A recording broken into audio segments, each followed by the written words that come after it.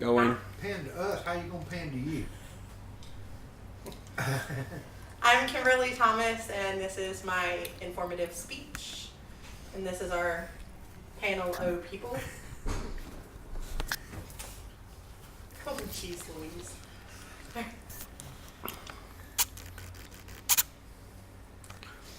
Okay. According to a United States Census Bureau study in June of 2011, between the years of 1970 and 1990, the proportion of children who lived with single parents doubled. A Harvard University study goes on to say that children who don't have the presence of both male and female parents in their lives are twice as likely to be poor, have behavioral and psychological problems, and not graduate from high school. These statistics show how integral a role parents play in the lives of their children.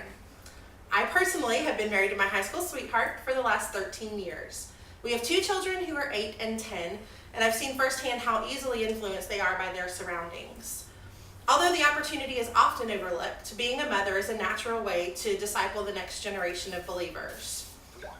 The relationship that is forged between mother and child opens the door to educate and instruct the value God places on family, communicating the gospel, and the importance of continuing to promote the things God values. Let's begin by looking at how motherhood promotes God's value of family. Marriage and parenthood are key components of family. God's design is specific in this. In Genesis, the institution of marriage is outlined. God created Eve to be a helpmate for Adam. He commanded them to be fruitful and multiply. God's design for family reveals his character to us. In marriage, we see the loving relationship between Christ and his bride, the church. In parenthood, we gain a better understanding of the unconditional love for our children, the agape love that God has for us. Today, 20 million American children are being raised in single-parent homes, and the number of two-parent households has decreased by 1.2 million since 1960. Still, in August of 2013, 11.8 million people tuned into A&E for the season premiere of Duck Dynasty, a show whose characters boast the motto, Faith, Family, Ducks. Phil and Miss Kay Robertson are the parents of 4 boys and the creators of the multi-million-dollar company Duck Commander. When asked about the show's popularity, Phil Robertson responds with, "Maybe it's because we live lives like people really want to live."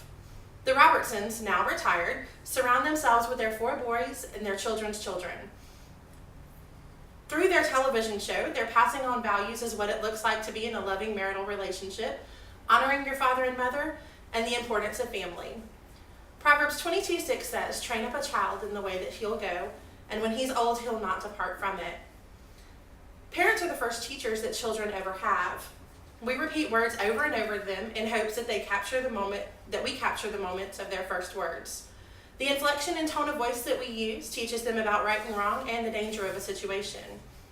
Without any prompting, they learn our accents, facial expressions, and favorite sayings, good or bad. We're charged with teaching our children about the way the world works, what's expected of them, and how to think and believe. Through motherhood, there's a daily opportunity to communicate gospel to our children.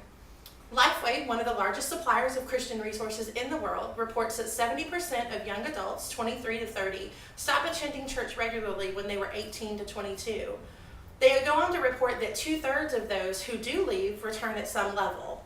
99% of those who return do so at the encouragement of their parents or their family or friends.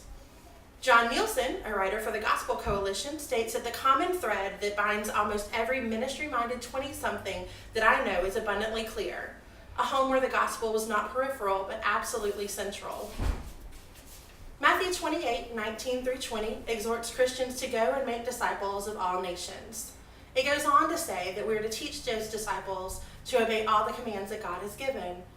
Every parent eventually has to make the transition from providing for the child's every need to guiding them along safe paths, to letting go and allowing them to make their own way. As parents, we're able to help promote the things that God values by supporting our children as they seek what fulfilling the Great Commission looks like in their lives. As you can see, parents have the opportunity and the responsibility of laying the framework for their child's worldview. As Christians, this framework should include instilling our children the value of family, communicating the gospel, and the importance of promoting the things God values.